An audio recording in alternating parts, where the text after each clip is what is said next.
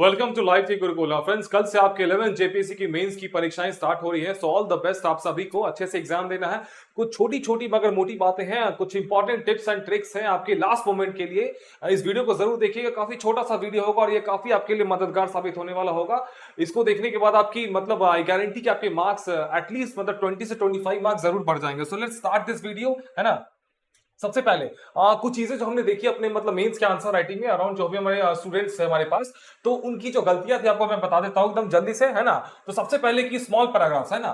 आपको एकदम छोटे से पैराग्राफ में आंसर्स लिखना है। देखिए ये बड़ा पैराग्राफ इरिटेटिंग लगता है एग्जामिनर को। सी मेंस इज ऑल अबाउट मतलब making your examiner happy. Examiner को आपको खुश करना है ना। वो अगर खुश होगा तभी आपको अच्छे मार्क्स देंगे। आपने जो भी लिखा है ना, अगर वो आपके पेपर को पढ़ेंगे नहीं तो खत्म आपका जो भी अपने अंदर में जो भी पॉइंट्स लिखे। सो दैट मीन्स कि एग्जामिनर भाई साहब को खुश रखना काफी जरूरी है। और वो खुश कैसे रहेंगे? जब भी आप आंसर शीट को अच्छे से प्रेजेंट करेंगे उनके सामने, है ना। वो देख के थोड़ा सा खूबसूरत लगना चाहिए, आई कैची लगना चाहिए। तो ये जो बड़ा सा पैराग्राफ है नहीं, काफी इरिटेटिंग लगता है ना। फॉरगेट अबाउट कि आप बहुत ज्ञानी हो, उनको नहीं पता कि आप ज्ञानी हो कि क्या हो, ना। वो देखिए अरे यार इसने क्या लिख दिया, फाइन। ये देखिए दूसरी तरफ ये छोटा सा पैराग्राफ में इसने बच्चे ने आंसर लिखा है, तो ये करेक्ट वे है ना। तो आपको अपने पैराग्राफ को छोटा करना है, ज्यादा बड़ा पैराग्राफ से आंसर नहीं लिखना है आपको। सेकेंड, अपने पैराग्राफ के पीछे प्रॉपर स्पेसिंग रहना चाहिए। थोड़ा सा अपना आपको आंसर शीट को ना नीट एंड क्लीन लगना चाहिए आपको। सी इस स्टूडेंट ने कोई मतलब स्पेस ही नहीं दिया। आपके पास पेज की कमी थोड़ी है, आपको 45 पेजेस की आपको आंसर शीट मिलेगी, तो उसमें अच्छे से भर भर के लिखिए ना, पूरा छोड़ छोड़ के लिखिए, थोड़ा खूबसूरत लगे, खाली खाली लगे, है ना। तो ये देखिए खरे खरे गलत है, काफी बोरिंग सा लग रहा है। एग्जामिनर का मन मतलब इरिटेट हो जाएगा, सीधा बोला यार इसने क्या लिखा है। दूसरी तरफ इस स्टूडेंट को देखिए, इसने कितने अच्छे से नीटली प्रेजेंट किया अपने आंसर्स को, है ना। ये सब छोटी सी ट्रिक्स है जो कि आप आज रात में भी इंप्लीमेंट कर लेना, मतलब सोच लें तो कल से आप गुड टू गो, है ना। तो आपको अपने आंसर शीट में प्रॉपर स्पेसिंग देना है। So this is the correct way to go. अब आता है कि always put your headings in box. See headings का क्या सीन है ना कि ये 700 वर्ड का आंसर होने वाला है, 500 टू 700 वर्ड्स। तो एवरेज मोटा मोटी 700 वर्ड का आंसर सभी लिखेंगे। तो आपको टोटल चार चार आंसर्स लिखने हैं 4 पेपर्स में, है ना। पेपर 3 4 5 6 की बात कर रहा हूं। तो आपके 6 में तो 5 5 क्वेश्चन है, तो मोटा मोटी आपको 4 पेपर है तो 16 मतलब एक बच्चा 16 क्वेश्चन लिखेगा और 7000 बच्चे मेंस दे रहे हैं। सो दैट सिनेरियो काफी बोरिंग होने वाला है। और ये मिथ है कि एग्जामिनर आपके एक एक लाइन पढ़ेंगे, नहीं पढ़ेंगे। इतना बड़ा सा आंसर है ना, बिकॉज हमने as a examiner point of view से हमने देखा, हमारे पास बहुत सारे कॉपीज आते थे मतलब पेपर इवैल्यूएशन के लिए।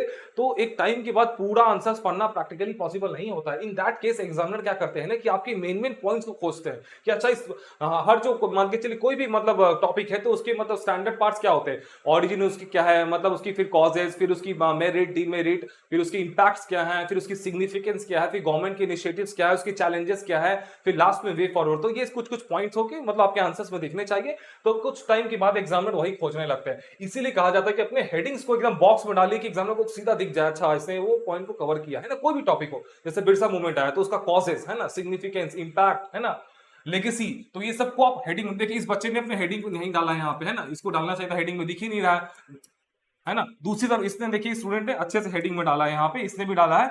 तो ये करेक्ट, एग्जामिनर को तुरंत दिख जाएगा कि अच्छा इसने हेडिंग में डाला, ये मतलब एग्जामिनर को दिख जाएगा अच्छा बॉक्स मेन पॉइंट। हो सकता है वो नीचे पढ़े भी नहीं। और हेडिंग्स आपने अगर दे दिया ना, अच्छा तो नीचे आप बुलेट पॉइंट्स में दे दीजिए, सब हेडिंग्स में। उसमें अगर आपको कुछ आता है तो लिख दीजिए, नहीं भी आता है तो थोड़ा मोड़ा कुछ भी लिख के आ जाइए, रिलेवेंट पॉइंट, है ना। हो सकता है कि एग्जामिनर को ऊपर से हेडिंग देके आपको मार्क्स देके निकल ले, है ना। तो आप लकी है, हु नोज, है ना, किस्मत साथ दे दे आपका। अब देखिए सब हेडिंग्स आ गया, तो सब हेडिंग्स को भी अंडरलाइन करना चाहिए। हो सकता है एग्जामिनर हेडिंग्स पढ़े और सब हेडिंग्स पढ़े और बाकी का लाइन नहीं पढ़े, है ना। तो हेडिंग सब हेडिंग को हाईलाइट करके दिखाना है। एग्जामिनर ऊपर से देगा, अच्छा इसने हेडिंग दे दिया कॉजेज, उसके नीचे 5 कॉजेज आपने दिए, तो हर कॉजेज का इंपॉर्टेंस मतलब उसको मतलब अंडरलाइन कर दिया। देखिए तो हेडिंग्स को अपने बॉक्स में डाल दिया, है ना। तो अब सब हेडिंग्स को क्या करेंगे, तो सब हेडिंग्स को इसको देखिए इसने कैसे अंडरलाइन किया है, इसको इसने कुछ नहीं किया, तो ये गलत है, ये सही तरीका है। आगे आपको हम बताते हैं कैसे करना है। सी मेन आपके आंसर्स में 3 चीज होती है, हेडिंग, सब हेडिंग और सब हेडिंग के बाद जो पॉइंट आप देते हैं ना, तो उसके अंदर कीवर्ड्स होती है। कीवर्ड्स वो जो आप एग्जाम को दिखाना चाहते हैं। देखो ऐसे कि मान के तो आप में पंचायती राज का क्वेश्चन आ गया, तो उसमें आप मान के चलिए किसी कमेटी का नाम लिख रहे हैं ना, अशोक मेहता कमेटी, तो वो कीवर्ड हो गया। कीवर्ड आपको एग्जामिनर को दिखाना है। इन दैट केस हेडिंग को पहले आप इसी तरह बॉक्स में डाल दीजिए, तो ये अलग हो गया। तीनों के एक जैसा नहीं करना। बहुत सारे स्टूडेंट्स क्या करते हैं, सबको अंडरलाइन अंडरलाइन अंडरलाइन अंडरलाइन नहीं करना। हेडिंग्स को बॉक्स में, एग्जामिनर को पता चला अच्छा हेडिंग्स को बॉक्स में डालता है। सब हेडिंग्स को 3 तरीके आपके पास, या तो आप पूरे इसको सब हेडिंग्स को ऐसे कैसे इसने किया, ऐसे इस टाइप से मतलब सर्कुलर वे में कर दीजिए, या तो फिर इस टाइप से कर दीजिए, है ना। उसके बाद फिर दूसरा ऑप्शन क्या है कि उसको डबल अंडरलाइन करिए ना, 2 लाइन नीचे दे दीजिए उसके, ये हो गया आपका सब हेडिंग। और कीवर्ड्स जो आपके अंदर के हो गए ना, उसको एक सिंगल अंडरलाइन कर दिया, सिंगल एक एक लाइन। तो सिंगल अंडरलाइन में ये, या तो फिर सब हेडिंग्स को डबल अंडरलाइन, या तो फिर दो तरह का ऐसे सर्कुलर बॉक्स बना दिया, या तो फिर इस टाइप से कर दिया। और हेडिंग्स तो बॉक्स में रहेगा, इसमें कोई किंतु परंतु नहीं है। फाइन। अब देखिए, always use India plus Jharkhand का मैप। इंडिया प्लस झारखंड का मैप ऐसा मतलब ताकत है ना कि जहां पे आप ड्रॉ करते हैं वहां पे आपको +1 या +2 मार्क्स गारंटीड है ना, right from UPSC to state PCS. हर पीसीएस पे इंडिया प्लस झारखंड के मैप में, अगर बीपीएससी के एग्जाम है तो बिहार का मैप, झारखंड का एग्जाम है तो झारखंड का मैप काफी मतलब ये मतलब कारगर हथियार है। तो अपने होप मैंने अपने ग्रुप में बताया था, अगर आपने नहीं भी किया तो आजाद में थोड़ा सा झारखंड का मैप बनाना। अच्छा, पेपर तो आपका परसों से है ना जीएस वाला, कल तो आपका लैंग्वेज पेपर है, तो झारखंड का मैप बनाना सीख लीजिए थोड़ा सा, 5-10 बार ड्रॉ कर लीजिए। और मतलब देखिए किस बच्चे ने कितने अच्छे से इंडिया का मैप, झारखंड का, देखिए इंडिया हीट वेव्स पे क्वेश्चन आया था तो इंडिया का मैप, झारखंड का मैप ड्रॉ किया है, इसने भी झारखंड का मैप ड्रॉ किया है, तो इनको अच्छे मार्क्स मिलेंगे नो डाउट। अगर जिसने नहीं ड्रॉ किया है ना, तो उसको अगर मिल रहा है 20 नंबर, इसने ड्रॉ किया तो इसको मिलेगा 22 नंबर, गारंटीड, इसमें कोई सवाल ही नहीं है। तो इंडिया प्लस झारखंड का मैप आपको हर क्वेश्चन पे जहां भी पॉसिबल हो ना, हर क्वेश्चन में डालो, है ना, क्यों छोड़ना कहीं पे। 4 क्वेश्चन तो आपको आंसर से करने हैं ना हर पेपर में, चारों में डालो इंडिया प्लस झारखंड का मैप, नहीं पे जबरदस्ती डालो। और ये मत सोचो कि एकदम एक्यूरेट मतलब उसका मैं दिखाऊंगा, उसको मतलब लेबलिंग करूंगा, नहीं, बस ड्रॉ कर दो और कुछ भी रेलेवेंट सा बना दो, है ना। हु नोस, बस एग्जामिनर आपका मैप देके खुश हो जाए, है ना। मैंने भी एग्जामिनर पॉइंट ऑफ व्यू से देखा तो बस मैं मैप देखता था, है ना, ये वाला मतलब एक ही दो देखता था कि हाँ सही है, ओवरऑल नहीं देखता है, मतलब, है ना, इतना अंदर नहीं जाएगा एग्जामिनर। पर्सनली आपसे कुछ उसको इंटरेस्ट नहीं है, आपको वो जानते भी नहीं है ना, आपसे कुछ लेना देना है, बस ऊपर ऊपर देखेंगे, दे आर गेटिंग पेड, है, उनको बस पैसा मिल रहा है काम को खत्म करने के लिए, है ना। मेंस पेपर चेक करना है, बस वो जल्दी से चेक करके खत्म करेंगे। तो आपको एक साइकोलॉजिकल चीज समझनी है ना। आपको लगता है कि मैं बहुत अच्छा लिखूंगा, मेरे एक एक लाइन पढ़ा जाएगा, ऐसा नहीं है। ऊपर ऊपर से देखेंगे, अगर उनको सेटिस्फाइंग लगेगा तो आपको मार्क्स देके वो चले जाएंगे। डेप्थ में बहुत कम चांसेस है कि बने। अगर आप उस दिन के स्टार्टिंग के 5-10 स्टूडेंट है तो हो सकता है देख ले, लेकिन 5 से 10 पेपर चेक करने के बाद ऑटोमेटिक साइकोलॉजिकली मतलब इंसान इरिटेट हो जाता है, थोड़ा सा बोरिंग सा लगने लगता है, तो एनर्जी डाउन हो जाता है। उस केस में ऊपर से मतलब काम स्टार्ट हो जाता है। तो इसलिए साइकोलॉजिकल चीज को जरूर समझिएगा। अब देखिए, फ्लोचार्ट डायग्राम, हर क्वेश्चन में आपको एक फ्लोचार्ट या एक डायग्राम कंपलसरी है, आपको बनाना ही बनाना है। कोई फ्लोचार्ट बना दो या कुछ भी हेडिंग लिख दो, एरो देके दे दो, लेकिन मेक श्योर कि वो थोड़ा नीट एंड क्लीन रहे ना, वो सेंसिबल रहे, ज्यादा मतलब इरिटेटिंग सा नहीं, जबरदस्ती का नहीं। इस बच्चे ने क्या जबरदस्ती सा, एग्जामिनर को समझना पड़ेगा क्या इधर से तीर घुमा दिया, फिर इधर लिख दिया, इसने उल्टा सीधा डाल दिया, फिर इसने काफी इरिटेटिंग सा लिख दिया, तो ऐसा नहीं करना है आपको। फॉर्मेलिटी नहीं है ना, इसका कुछ सेंस होना चाहिए। तो इसने क्या कितने अच्छे से किया है ना। सी जैसे अगर ये हब एंड स्पोक मॉडल है ना, तो इसमें देखिए मैक्सिमम 1 से 2 वर्ड वाला पॉइंट डालना है। यहां भी देखिए कितने अच्छे से डाला है, नीट लगना चाहिए, मतलब एग्जामिनर को देख के समझ में कि अच्छा इसने ये चीज डाला है। फाइन, ये काफी बोरिंग सा पार्ट है, ओके। तो आपको ध्यान देना है, अगर बना रहे हैं तो अच्छा बनाना है, खूबसूरत बनाना है, जबरदस्ती का कुछ भी नहीं बना देना। और एक लाइन से ज्यादा नहीं लिखना है ना। इस टाइप का अगर ज्यादा है ना, 2 वर्ड से ज्यादा है तो इस टाइप का बनाइए, है ना। इस टाइप का बना रहे तो मैक्सिमम 1 से 2 वर्ड वाला फ्लो चार्ट, है ना। इसने क्या क्या देखिए, इसमें 3-4 वर्ड है तो काफी बोरिंग है क्रॉस। ये भी देखिए कैसे कितना लंबा लंबा सेंटेंस, इसमें तो समझ ही नहीं आएगा। इससे अच्छा तो आप हेडिंग देके बुलेट पॉइंट पे लिख देते हैं, इसने तो पूरा खिचड़ी बना दिया है ना। अब देखिए, introduction and conclusion. Introduction and conclusion को बुलेट पॉइंट में नहीं लिखना है, 2 पैराग्राफ में नहीं लिखना, एक पैराग्राफ, है ना। बी मैच्योर, है ना, थोड़ा सा मैच्योरिटी लिखना चाहिए, आपके सिविल सर्विसेज का पेपर है ये। इसने कंक्लूजन को 2 पॉइंट में 2 पैराग्राफ में डाल दिया है, जो कि पूरा गलत है ना। एक पैराग्राफ काफी है इंट्रोडक्शन के लिए और कंक्लूजन के लिए, है ना। आपको बुलेट पॉइंट में नहीं लिखना और 2 पैराग्राफ में नहीं लिखना है। अब आइए, झारखंड को इंटरलिंक करना है ना। देखिए झारखंड में जो भी आपके जो डेटास है ना, झारखंड के जो फैक्ट्स है, उसको अपने जनरल स्टडीज के क्वेश्चंस के साथ आंसर्स में एक पैराग्राफ डाल देना है ना, कंक्लूजन में डाल दो या फिर बीच में कहीं पे डाल दो, है ना। ट्राई टू इंटरलिंक और कंक्लूड और put a paragraph related to Jharkhand, है ना। जो भी टॉपिक मान के चलो ग्लोबल वार्मिंग पे क्वेश्चन पूछ दिया तो उसमें एक पैराग्राफ झारखंड का भी घुसेड़ देना है ना। यहाँ ग्लोबल वार्मिंग का ये इंपैक्ट हो रहा है झारखंड में, है ना, काफी मतलब चैलेंजिंग होते जा रहा है, तो इसको जल्दी से जल्दी एड्रेस करना चाहिए हम लोगों को। तो उससे क्या होगा ना, एक रीजनल कनेक्शन बनेगा आपको और एग्जामिनर के साथ। ट्रस्ट मी, ये स्टेट का एग्जाम है तो यहाँ पे थोड़ा सा मतलब फेवर होता है स्टेट के बच्चों को, तो आपको मतलब झारखंड के पॉइंट्स को इंक्लूड करना है। झारखंड के क्वेश्चन तो अटेम्प्ट करना ही करने हैं, साथ साथ जो जनरल स्टडीज के क्वेश्चन है उसमें भी झारखंड को इंक्लूड कर दीजिए। थोड़ा सा एक पैराग्राफ, छोटा सा 2 लाइन। आपको एग्जांपल से समझाता हूं, देखिए ये बैकलॉग का क्वेश्चन है ना। अभी जो बैकलॉग का पेपर हुआ ना 1 हफ्ते पहले, 10 दिन पहले, उसके क्वेश्चन है ये। Right in brief about climate change and agriculture, है ना, सस्टेनेबल एग्रीकल्चर। तो ये इंडिया स्पेसिफिक क्वेश्चन है। इसमें मैं क्या करूंगा, 2 पॉइंट झारखंड का डाल दूंगा, है ना। Adverse impacts of climate change can be seen in Jharkhand also to water resources, forest, agriculture sector and human health, है ना। Sustainable agriculture extremely important for Jharkhand to because it is an agrarian state with 75% rural population and 80% out of them are dependent on agriculture. So it is very important for Jharkhand to meet the need of present without compromising the future generations by practicing sustainable agriculture. So this is how we are collected, है ना, interlink Jharkhand with the general studies questions. इससे connection बन जाएगा आपके examiner के साथ. Okay, explain about organic farming in detail, है ना. तो ऑर्गेनिक फार्मिंग क्वेश्चन आ गया, इसमें भी एक लाइन झारखंड का डाल देंगे, है ना. Organic farming has significant importance for Jharkhand, है ना, because it benefit the environment, create jobs, improve food security, promote good health and sustainability इन झारखंड. एक पॉइंट डाल दिया, एग्जामिनर ने पढ़ लिया अगर बाई चांस, अरे इसने झारखंड से रिलेट कर दिया, झारखंड का बच्चा है ना, इसको मार्क्स फिर आपको एकदम दिल खोल के मिलेगा, है ना. Over utilisation of resources is the main causes of ecological imbalance, comment, है ना. तो झारखंड के 2 पॉइंट डाल लेने, झारखंड में भी मतलब होता है ना, नेचुरल रिसोर्सेज बहुत ज्यादा है, कोल है, यूरेनियम है, फॉरेस्ट एक्सेट्रा, है ना.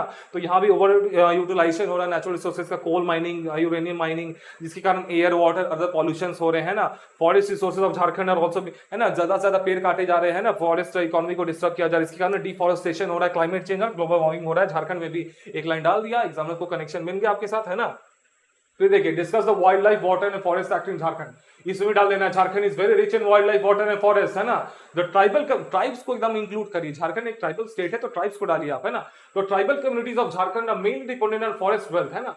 These acts, है ना, ये 3 जो एक्ट है, apart from protection and conservation of wildlife, water and forest, also helps the tribal to sustain their livelihoods, protect their rights and help them to live a healthy life. एक line बस मैंने डाल दिया, मेरा interlinking हो गया GS के questions के साथ, है ना. उसी तरह explain nuclear energy generation, what are merits and demerits, तो झारखंड में भी डाल देना है इसको, कि झारखंड को भी बहुत सारा चैलेंजेस है, राइजिंग एनर्जी डिमांड हो रहा है, पॉपुलेशन बढ़ते जा रही है, अर्बनाइजेशन बढ़ते जा रहा है, तो न्यूक्लियर एनर्जी झारखंड की इस वैक्यूम को फिल कर सकता है ना. और जो है कि कॉम्बैटिंग न्यूक्लियर एनर्जी आपको पता है ना, तो इसमें ग्रीन हाउस गैस एमिशंस को काफी कम करता है, लो कार्बन एमिशन होता है, तो ये झारखंड के state action plan of climate change को भी सप्लीमेंट कर सकता है. फाइन, तो एक लाइन डाल दिया तो आपको मार्क्स मिल जाएंगे. What is information technology, how does it impact on daily life, describe its role in development of rural India, है ना. तो इंटरलिंक करना झारखंड के पॉइंट्स को, झारखंड के 75% रूरल पॉपुलेशन है ना, तो रूरल अपलिफ्टमेंट में झारखंड काफी इंपॉर्टेंट है. तो information technology helps immensely health care, agriculture, education, financial inclusion sectors. So information technology has the extreme potential to revolutionize the rural Jharkhand. हमने एक पॉइंट डाल दिया इसमें, है ना. फिर एक देखिए, व्हाट यूनिवर्सल फिस्कल पॉलिसी, है ना. फिस्कल पॉलिसी आप सब जानते हैं क्या होता है, इकोनॉमिक्स में पढ़ा होगा. Jharkhand is struggling with the challenges rising unemployment and poverty, so fiscal policy has a very significant role to play in Jharkhand. It is the cornerstone of Jharkhand economy, it is the cornerstone of state economic strategy and path of growth and development, है ना. तो आप इसमें एक line डाल दिए तो आपका यहाँ पे इंटरलिंकिंग हो गया. अब देखिए, इसमें पूछा है कि working of machinery of disaster management, तो इसमें झारखंड का एक पॉइंट डाल देना है ना, कि Jharkhand is also prone to so many types of disasters like flood, landslide, lightning, droughts, heat waves, है ना. So an effective and efficient working of disaster management machinery is very important for the state prone to disasters like Jharkhand, है ना. फिर एक last question, evaluate the success and failure of government efforts to prevent and eradicate violence against women in India, है ना. तो India specific है, लेकिन झारखंड के भी थोड़ा सा वुमेन रिलेटेड क्राइम्स को डाल देना है यहाँ पे, है ना, कि violence against women in Jharkhand is also widespread and growing across class, caste, age boundaries. This not only poses a serious threat to women's dignity but also has adverse consequences to society, family and children well-being in the state. इस type से मैंने कुछ examples को set किया. इस type से हर questions में आप चाहे तो झारखंड के एक पॉइंट से इंक्लूड कर सकते हैं. इससे कुछ नहीं होगा, इंटरलिंकिंग होगा, आपका कनेक्शन बनेगा एग्जामिनर के साथ. सो दिस इज ऑल, है ना. कुछ पॉइंट्स है, बस इनको आप याद रखिएगा, कैसे मतलब स्पेस देना है ना, पैराग्राफ छोटा लिखना है, फ्लो चार्ट ढंग का बनाना है, साफ सुथरा बनाना है, फिर आपके झारखंड के पॉइंट्स को इंक्लूड करना है. ये सब कुछ 7 से 8 पॉइंट है. सॉल्व द बेस्ट, घबराना नहीं. अगर कुछ नहीं भी आता है ना, किसी की तैयारी बहुत ज्यादा जबरदस्त नहीं है, अपार्ट फ्रॉम दोस्त जो पुराने थे, जो फ्रेशर्स थे, सबकी तैयारी मोटा मोटी सेम ही है. So remove this myth. अभी भी आपके पास टाइम, अगर कुछ नहीं भी पढ़ा आपने या फिर कम पढ़ा है तो हेडिंग्स पे खेलना है ना. हेडिंग्स अच्छे से देना, कोई भी टॉपिक है ना उसके हेडिंग्स को देना, पूरा अच्छे से अंडरलाइन कर देना, बॉक्स में डाल देना. उसके बाद कुछ मतलब रिलेवेंट लिख देना. अगर नहीं कुछ आता है तो हु नोस, आपको भी हेडिंग्स पढ़ के एग्जामिनर को मार्क्स देते हैं ना. तो इस केस में, और अगर आप ब्लैंक छोड़ेंगे तो फिर आपको मार्क्स कम मिलेंगे. एक और है कि जेल पेन की देखिए, बॉल पॉइंट पेन यूज करें. तो यार जो आपके जिससे आपने प्रैक्टिस की उसको डालो, बॉल पॉइंट पेन ले जाओ, जेल पेन ले जाओ, डजंट मैटर. एक और है कि आंसर शीट में, मतलब इधर में ये आंसर शीट आ गया तो इसमें आपका यहाँ पे लाइनिंग दे, इधर ऐसे लाइनिंग दे कि नहीं, इधर में आपका लाइनिंग रहेगा. इधर में लाइन क्यों देना, इधर में सीधा लिखिए, है ना. इधर में आपको लाइनिंग नहीं देना. फाइन. इस टाइप के 2-3 आपके मतलब क्वेरीज थी, तो अच्छे से लिखिए. पेपर पूरा भरने का कोशिश मत करिएगा. मैक्सिमम 500 से 700 वर्ड, है ना. 700 वर्ड से एक्सीड नहीं करना है आपको. हर मतलब क्वेश्चंस को देखिए, थोड़ा 10 मिनट सोचना है कि हाँ इस क्वेश्चंस को, मतलब सीधा देखते लिखना नहीं स्टार्ट कर देना है. सो थोड़ा सा मेंटल फ्रेमिंग करना है ना. एवरेज आपको एक क्वेश्चन क्वेश्चन के लिए 30 to 40 मिनट्स मिलते हैं, तो आपको इजीली थोड़ा सा 5 से 10 मिनट प्लान कर लीजिए, उसके स्ट्रक्चर को सोच लीजिए, हाँ इसमें इंट्रोडक्शन में ये लिखूंगा, बॉडी में ये लिखूंगा, कंक्लूजन में ये लिखूंगा, है ना, थोड़ा सा रफ वर्क मेंटल फ्रेमवर्क कर लीजिए, उसके बाद फिर आंसर्स लिखना स्टार्ट करिए, इससे आपका टाइम बच जाएगा, इंपॉर्टेंट पॉइंट्स आप भूलेंगे नहीं, है ना। हो सकता है कि आपने लिख दिया, आपने कॉजेज लिख दिया, उसका फिर मेरिट्स लिख दिया, फिर डिमेरिट, फिर आपको याद आ रही है ये पॉइंट तो और छूट गया कॉजेज में, तो अच्छे से प्लान कर लेना, है ना। 5 से 10 मिनट थोड़ा सोच लेना है, थोड़ा सा मेंटली, मतलब कि हाँ इस पे क्या, मतलब कौन सा लिखना है, उसके बाद आंसर्स को लिखना स्टार्ट करना है ना। बहुत ज्यादा मतलब ऐसा नहीं कि बहुत ज्यादा टफ पेपर, एकदम सिंपल आएगा आपका, डायरेक्ट क्वेश्चंस पूछेंगे, पूरा फैक्ट्स का गेम होने वाला है, थोड़ा सा मतलब कंटेम्प्रेरी टच दे देना, झारखंड से इंटरलिंक है ना, दैट इज ऑल, है ना। जेपीसी मतलब अच्छे से मेंस दीजिए, इन केस अगर जो भी होता है ज्यादा सोचना नहीं है ना, तो आप अच्छे से मेंस दीजिए, और all the best, and from life थी गुरुकुल, कीप स्टडीइंग।